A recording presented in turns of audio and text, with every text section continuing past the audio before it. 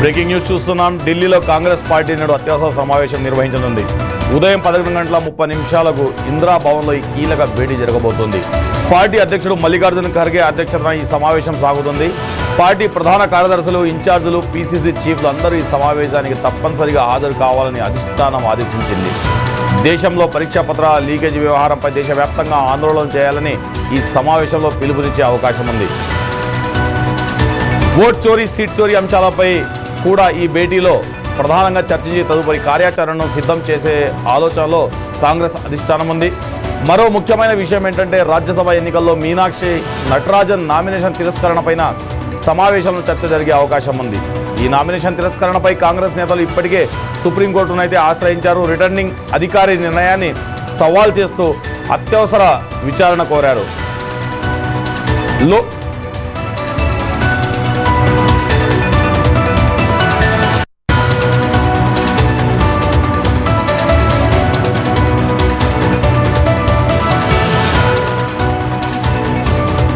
లోక్సభ ఎన్నికల ఫలితాల అనంతరం జూన్ 11 జరుగుతున్న ఈ కాంగ్రెస్ అత్యవసర సమావేశం చాలా ప్రాధాన్యత సంతరించుకుంది. పార్టీ ప్రధాన కార్యదర్శి కేసీ వేణుగోపాల్ ఈ సమావేశం గురించి ఇప్పటికే సర్క్యులర్ జారీ చేశారు. దేశంలో వేగంగా మారుతున్న రాజకీయ పరిణామాలపై చర్చించేందుకు ఈ భేటీ ఏర్పాటు చేసినట్టు తెలుస్తుంది. నీట్ యూజీ 2026 పరీక్ష పేపర్ లీకేజీపై దేశవ్యాప్తంగా ఇప్పటికే కాంగ్రెస్ మరియు దానికి అనుబంధ సంస్థలు, వామపక్షాలు ఇప్పటికే ఆందోళనలు చేశాయి. ఇప్పుడు ఈ అంశంపై మరింత ఉధృతంగా ఆందోళనకు పిలుపునిచ్చే అవకాశం అయితే ఉంది.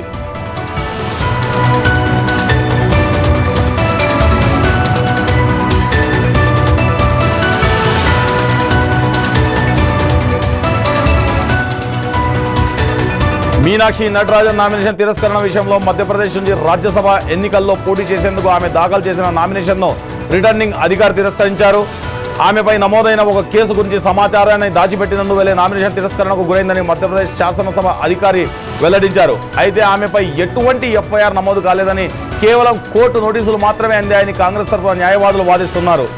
దీనిపై కాంగ్రెస్ న్యాయ విచారణ కోసం సుప్రీంకోర్టుకు వెళ్లే అవకాశం ఉన్నట్లు పార్టీ వర్గాల్లో చర్చ జరుగుతోంది.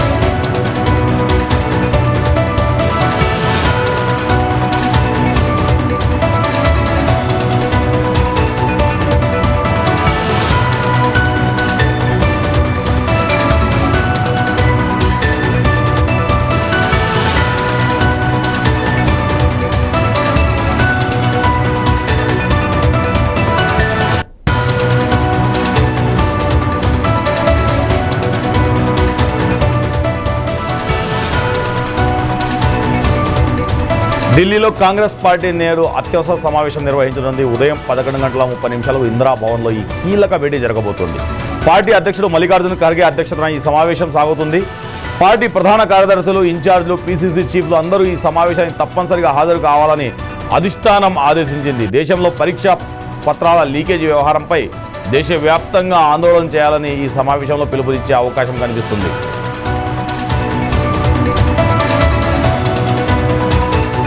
సో దీనికి సంబంధించి మరిన్ని అప్డేట్స్ మన 9+ న్యూస్ ప్రతినిధి రాజ్ కుమార్ లైవ్ అందిస్తారు. రాజ్ కుమార్, చెప్పండి, ఈరోజు కాంగ్రెస్ నేతల అత్యవసర సమావేశం ఏ అంశాలపై చర్చించే అవకాశం ఉంది?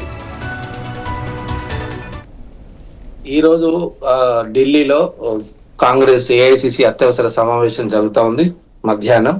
సో దీనికి సంబంధించి ఇప్పటికే అన్ని రాష్ట్రాల పిసిసి ప్రెసిడెంట్లు, అదేవిధంగా ఏఐసిసి ఇన్ఛార్జీలు, దాని తర్వాత జనరల్ సెక్రటరీలు, ముఖ్యమంత్రులు వీళ్ళందరూ కూడా చేరుకున్నారు.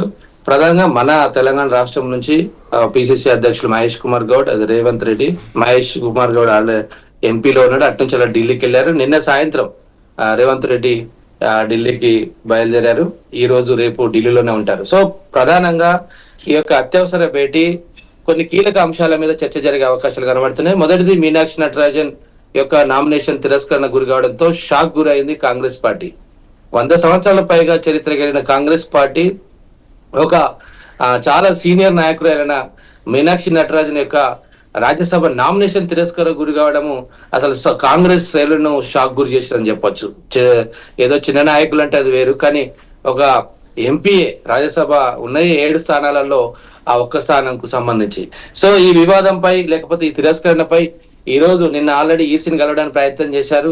ఆ తర్వాత సుప్రీంకోర్టు కూడా నిన్న ఒక స్పెషల్ పిటిషన్ కూడా ఇవ్వడం జరిగింది. అది ఇవాళ విచారణకు వచ్చే అవకాశాలు కనబడతా ఉన్నాయి. సో ఈ రోజు సుప్రీంకోర్టులో దీనికి సంబంధించిన కాంగ్రెస్ నుంచి ఒక లీగల్ ఫైట్ అయితే జరుగుతా ఉంది. ఇవాళ చర్చకు వస్తే దానికి సంబంధించిన లీగల్ టీం రెడీ ఉంది. అభిషేక్ సింఘి కావచ్చు, మిగతా కాంగ్రెస్ సంబంధించిన కొంతమంది సీనియర్ లాయర్లు ఉన్నారు, ఎక్స్పర్ట్స్ తో ఈ రోజు సుప్రీంకోర్టులో ఒక వాదోపవాదాలు అయితే జరుగుతాయి. వీళ్ళ తరపు నుంచి అన్ని సంబంధించిన సాక్ష్యాలు, ఎవిడెన్స్ అన్ని కూడా వీళ్ళు పెట్టుకున్నారు. దీంతో పాటు ఒకవేళ సుప్రీంకోర్టులో అది కూడా తిరస్కరణ గురైతే, ఒకవేళ సుప్రీంకోర్టు కొట్టివేస్తే, లేదా ఆర్ఓదే ఫైనల్, ఈసీదే ఫైనల్, మేమేం చేయలేమని ఒకవేళ అంటే దేశవ్యాప్తంగా నిరసనలు దిగడానికి, అంటే మీనాక్షి నటరాజన్ కు మద్దతుగా దేశవ్యాప్తంగా నిరసన కార్యక్రమాలు చేపట్టాలి అని కాంగ్రెస్ ఈ రోజు నిర్ణయించే అవకాశం అయితే, అంటే అది కూడా ఒక ఎజెండాలో ఒక భాగం. ఒక మహిళకు అంటే బేటీ బచావో బేటీ పడావో అని నరేంద్ర మోడీ చెప్తూ మహిళా బిల్లు, ఇవాళ రిజర్వేషన్ బిల్లు తెస్తున్న నరేంద్ర మోడీ, ఎన్నో ప్రసంగాలు చేస్తున్న నరేంద్ర మోడీ ఒక మహిళకు ఇలా చేయడం అనేది కావాలనే టార్గెట్ గా, మహిళ కాబట్టి కావాలనే చేశారని ఒక టార్గెటెడ్ గా ఈ నిరసన కార్యక్రమాలకు పిలుపునివ్వాలని అయితే కాంగ్రెస్ పార్టీ ఈ రోజు డిసైడ్ కానుంది. దీంతో పాటు రాష్ట్రపతిని ఇదే రోజు అటు సుప్రీంకోర్టులో ఆ కేసు వేశారు, అది నడుస్తా ఉంటే రాష్ట్రపతిని కలిసే ఛాన్స్ అయితే ఉంది. మధ్యప్రదేశ్ చెందిన ఎమ్మెల్యేలందరూ కూడా రాష్ట్రపతి అపాయింట్మెంట్ కోరినట్టుగా తెలుస్తా ఉంది. ఈ రోజు రాష్ట్రపతిని కలిసి ఆమె యొక్క, ఎందుకంటే ఆమె కూడా మహిళ కాబట్టి, ఒక మహిళకు జరిగిన అన్యాయాన్ని వాళ్ళ పరంగా ఇలా తిరస్కరణ గురైంది, అది క్రిమినల్ కేసు కాదు, నోటీసులో ఇవ్వలేదు, ఇంకా రకరకాల ఏవైతే వాళ్ళ తరపున ఉన్న ఏవైతే ఉన్నాయో ఎవిడెన్సెస్, సో దానికి ఒక మెమోరాండం ఇవ్వడానికి మధ్యప్రదేశ్ సంబంధించిన కాంగ్రెస్ ఎమ్మెల్యేలు కూడా అపాయింట్మెంట్ కోరినట్టుగా తెలుస్తుంది రాష్ట్రపతి. సో ఇలా ఇంకొక వైపు, ఇదొక వైపు అయితే అసలు ఈ సమాచారం ఎలా లీక్ అయింది, దీనికి మళ్ళీ కేంద్ర బిందువు ఎక్కడికి వస్తుందంటే, రాజ్ కుమార్, ఈ సమాచారం లీకేజీ పైన కాంగ్రెస్ పార్టీ నాయకుల మధ్య విభేదాలు భగ్గుమన్నాయి అంటున్నారు. దీని గురించి ఎలా విశ్లేషిస్తారు? ఇది కూడా ఈ రోజు ఎజెండాలో, ఈ రోజు ఏఐసిసి ఎజెండాలో ఇది కూడా ఉంటుంది. ఎందుకంటే అన్ని వేళ్ళు మళ్ళీ తెలంగాణ కాంగ్రెస్ వైపే చూపెడుతున్నాయి. ఎందుకంటే ఆమె ఇక్కడ ఏఐసిసి ఇన్ఛార్జ్ గా ఉంది. ఆ కేసు సంబంధించిన ఏదైతే ఉందో బీజేపీ సంబంధించిన వ్యక్తి కంప్లైంట్ ఇచ్చాడో అది తెలంగాణలో నమోదైన కేసు కాబట్టి ఇప్పుడు మొత్తం దేశవ్యాప్తంగా ఉన్న కాంగ్రెస్ నేతలంతా కూడా తెలంగాణపై వేలెత్తి చూపుతున్నారు. ఎవరు ఈ గాంధీ భవన్ లో ఎవరు ఈ సమాచారం లీక్ చేశారు అనే దాని మీద ఇవాళ ఆరా తీయడానికి సీనియర్లు అందరూ కూడా రెడీ అయ్యారు. మల్లికార్జున ఖర్గే నేతృత్వంలో ఎలా మరి వారికి సమాచారం వచ్చింది, దీంట్లో ఎవరో ఒకరు వర్గ విభేదాలు ఉన్నాయి.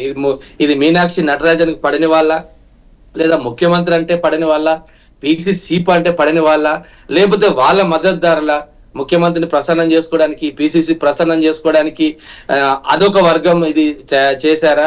సో దీని మీద ఒక ఇంటర్నల్ ఎంక్వైరీ వేసే అవకాశాలు కనబడుతుంది. దీనికి ఒక ప్రత్యేకమైన ఒక కమిటీ వేసి ఇంటర్నల్ గా, అంటే పార్టీల అంతర్గతంగా అసలు ఎలా ఈ సమాచారం లీక్ అయింది, ఎవరు ఉప్పందించారు, డాక్యుమెంట్ తో సహా మొత్తం 20 పేజీల డాక్యుమెంట్ అసలు ఎలా ఒక మధ్యప్రదేశ్ చెందిన బీజేపీ నేతకు దొరికింది, సో దీని వెనుక ఎవరెవరు హస్తం ఉంది, వీళ్ళు బీజేపీకి ఇచ్చారా, ఈ తెలంగాణ బీజేపీకి, లేదంటే బీఆర్ఎస్ నుంచి బీజేపీకి వెళ్ళి బీజేపీ నుంచి ఎంపీ బీజేపీకి వెళ్ళిందా, మొత్తం మీద కాంగ్రెస్ లో ఎవరో ఒకరు ఇది చేశారు, మన వాళ్ళే చేశారు అని ఢిల్లీ పెద్దలు కూడా ఒక ఆలోచన చేస్తున్నట్టుగా, అనుమానిస్తున్నట్టుగా మనకు కనబడుతుంది. దీని మీద కూడా ఇవాళ పిసిసి చీఫ్ మహేష్ కుమార్ గౌడ్, అదేవిధంగా రేవంత్ రెడ్డి, వీళ్ళిద్దరితో స్పెషల్ గా దీని మీద ఒక రివ్యూ మీటింగ్ అయితే చేసే అవకాశం సీరియస్ గా ఉంది. మొత్తం మీద అయితే అధిష్టానం చాలా సీరియస్ గా ఉంది. ఒక సీనియర్ నాయకురాల మీద ఇలా కుట్ర చేయడం సరికాదు, ఏదైనా విభేదాలు ఉంటే ఇంటర్నల్ గా మాట్లాడుకోవాలి తప్ప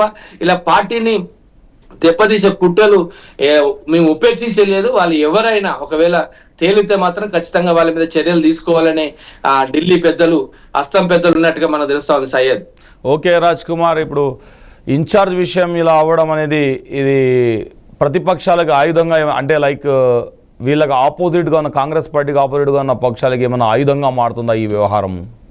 ఖచ్చితంగా. ఎందుకంటే పొలిటికల్ గా ప్రత్యర్థి పార్టీ ఎప్పుడు ఏ అవకాశం దొరుకుతుందని చూస్తారు. ఆల్రెడీ నిన్న బిఎల్ సంతోష్ ఒక ట్వీట్ చేశారు. బీజేపీ చాలా కీలకమైన నేత, బీజేపీకి సంబంధించి ఆయన ఒక ట్వీట్ చేశారు.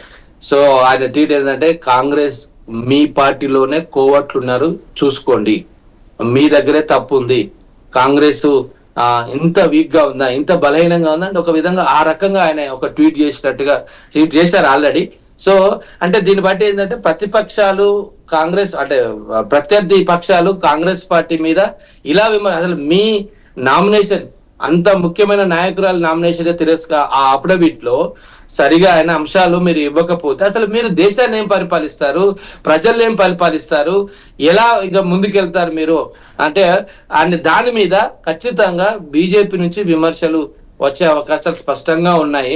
సో ఆల్రెడీ రాజ్ కుమార్, ఈ విషయంలో బీజేపీని అయితే కాంగ్రెస్ పార్టీ ఏ విధంగా ఎదుర్కొంటుంది?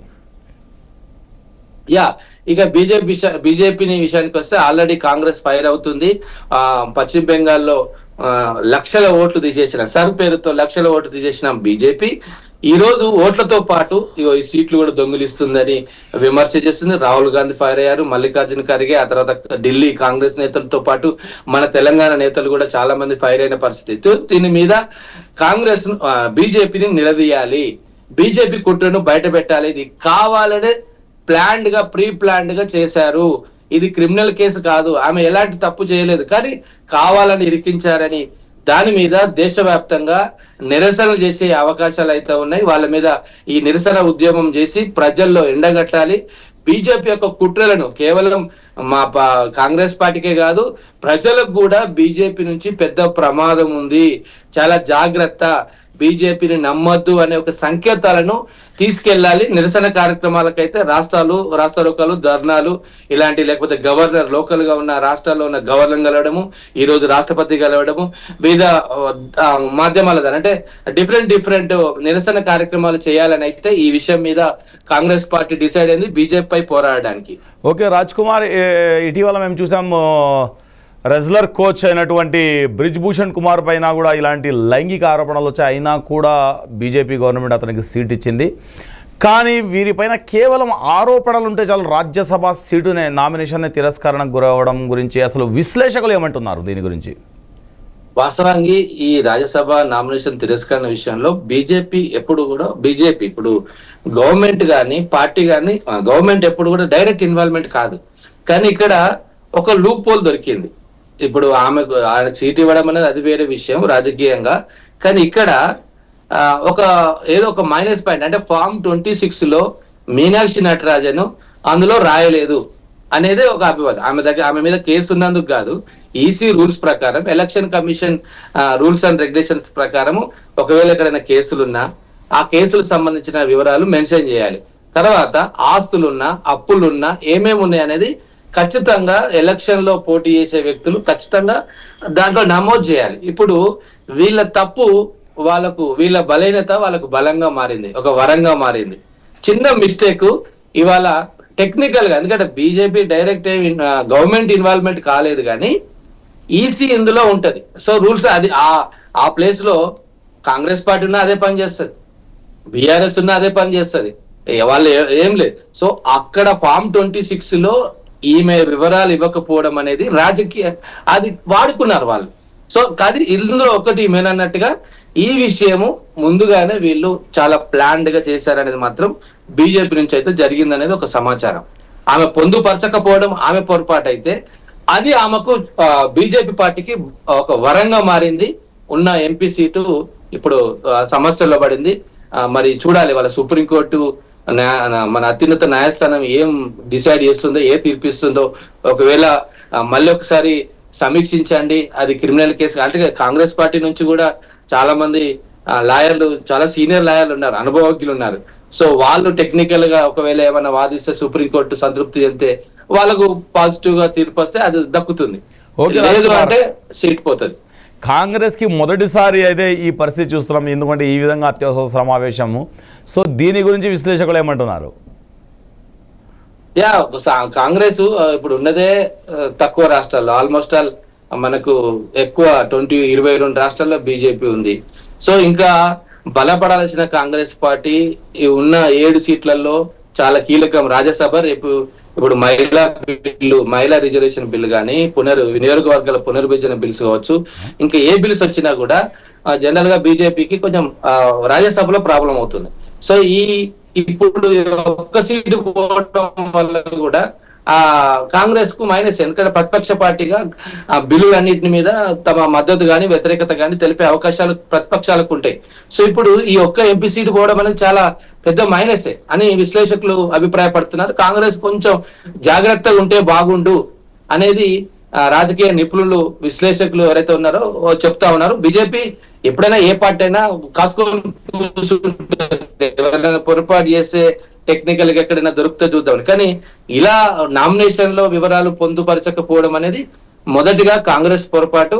దాన్ని అవకాశంగా బీజేపీ తీసుకుంది అనేది పొలిటికల్ అనలిస్టుల యొక్క అభిప్రాయం. Raj Kumar, thank you.